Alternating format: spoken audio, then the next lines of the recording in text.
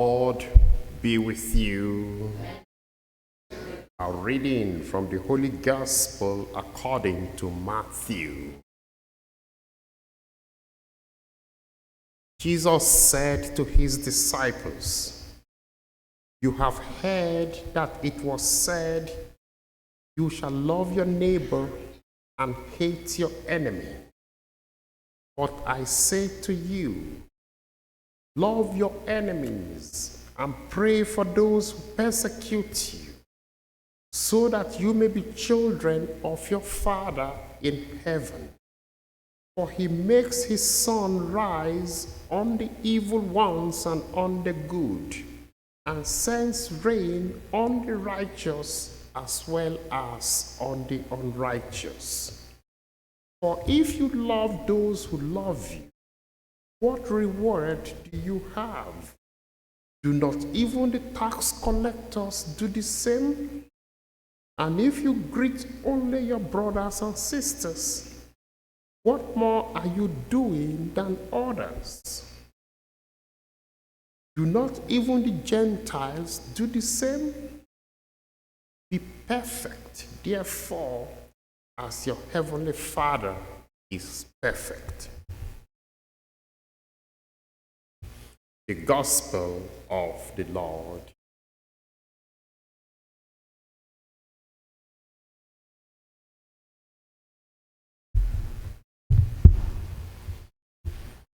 Our Gospel reading today is from Matthew chapter 5, verse 43 to 48. This passage is called the test of Christians. If you want to conduct a test on yourself, whether you're living as a true Christian, you evaluate yourself based on this text.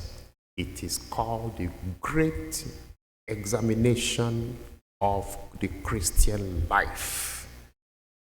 This text distinguishes the Christian religion from all other religions of the world.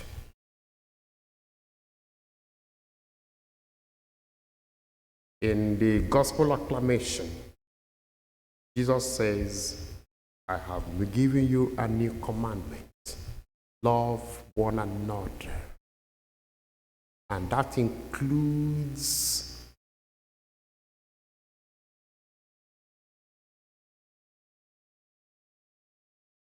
people we perceived as enemy. You know, the reason why Jesus gave this command, he says, "You have heard how it was said to love your neighbor and hate your enemies. But I say to you, love your enemies and pray for them." And what was he talking about? He's changing one law that made Israelites go to war every time. That's why Christianity is called the religion of peace. And that law is Exodus chapter 21, starting from verse 23 to 27. It's called the lex talionis law, the law of retribution. An eye for an eye, a tooth for a tooth. When you evaluate the reason why countries go to war today, is because of an eye for an eye, a tooth for a tooth. If you want to know the reason why we have enemies, is because that neighbor of ours, our next door neighbor, we want to revenge. We want to get even. We think we were offended. Jesus Christ says, there is no need. There is no need. And he says, if you don't do this, now listen to that. He says, if you don't love your enemies and you don't pray for those who persecute you, he says, the only thing you will be missing is that you cannot be the child of your Father in heaven. Now, when we do Bible study, we make a distinction between the three kinds of love. Before Jesus made this law, there were only two understandings of love that people knew. The whole of the Old Testament knew two kinds of love. The first kind of love is the eros, where we get the erotic love. And the second kind of love that people knew was called filial love. Brother and sister, family love, people within the family. And that was the only two understanding of love that people had before Jesus came. And so, who didn't just understand how you can be romantically involved with your enemy? People didn't understand how you can be filially involved with somebody who you perceived as your enemy. It was not conceivable. And so people fought. People fought. People got even. People took a tooth for a tooth, an eye for an eye. But when Jesus came, he now introduced a new language of love, a new word, different from eros, different from filial, and he calls it agape. That word agape was introduced by Jesus. Before then, people didn't know what agape was. And so after Jesus died, the early Christians were called agape Christians. That was the first name for them. When they say, see how they love one another, they were doing agape. In fact, when they met for the Holy Eucharist was called agape.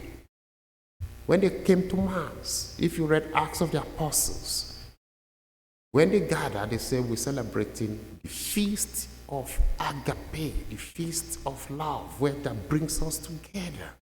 But that is the new command.